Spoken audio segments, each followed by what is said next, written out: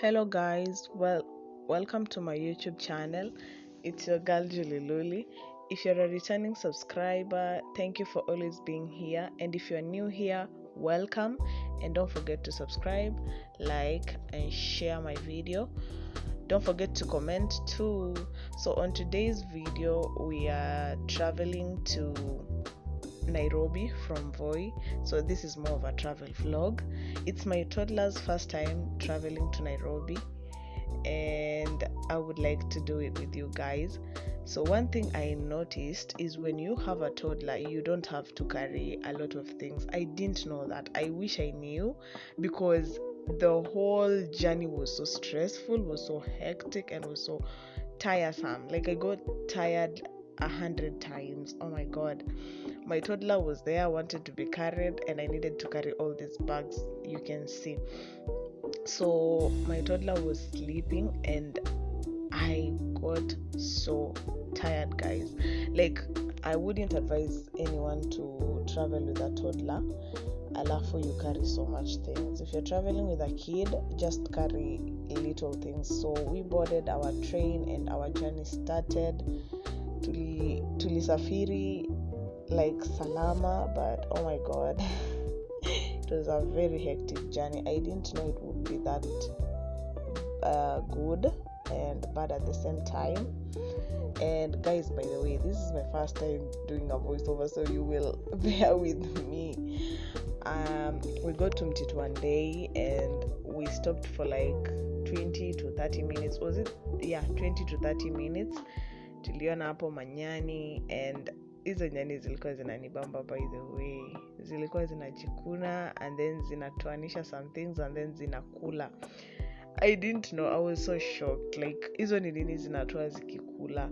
So yeah guys, hizo ni nyani as you can see. And tukisimama hapo hivyo tulikuwa tunaona tu venye zinakuja hadi kwa window, and it was so amazing. It was a good experience. My toddler was sleeping at that time, I guess. So like, I was busy recording. I couldn't record everything that tulifanya kwa safari, so you will bear with me, because any chance I got, I recorded. My sister came and picked us up because I couldn't go by myself. Nilikuwa nishachoka at that point. I was only complaining the entire journey. So yeah guys, she came to pick us and tulienda nyumbani, tulienda kwa nyumba. So guys, she's my lookalike, by the way. That's me. Naingia kwa gari.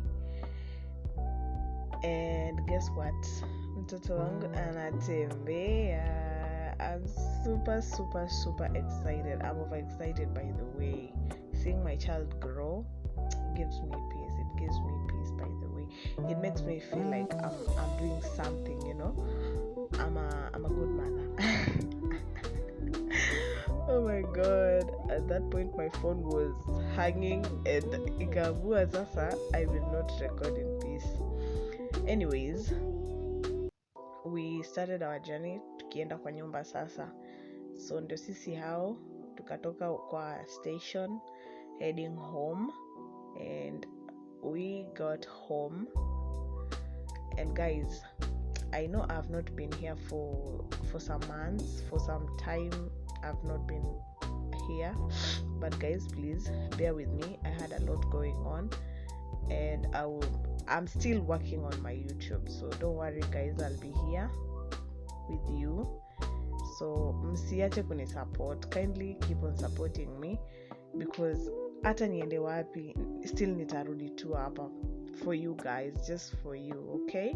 So thank you for watching. Bye bye. I love you. Mwah. And don't forget to like, share and subscribe. Bye.